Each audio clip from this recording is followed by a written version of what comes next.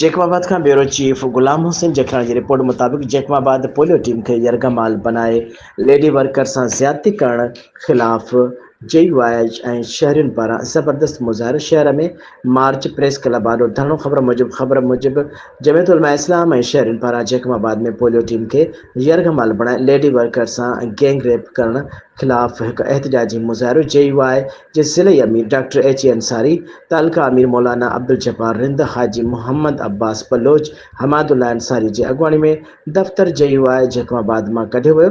मुज़ाहिरीन शहर जे मुख़्तलिफ़ रस्तनि तां मार्च करे नारा हंया। शहर जे मुख्य DC चौक ऐं प्रेस क्लब आॾो हिकु कलाक धरणो हणी रोड ब्लॉक करे छॾियो। उन मौक़े ते मुक़ररनि चयो त लेडी पोलियो वर्कर सां हथियारनि जे ज़ोर ते गैंग रेप शर्मनाक अमल आहे, जंहिंखे ज़बरदस्त नथी करे सघिजे।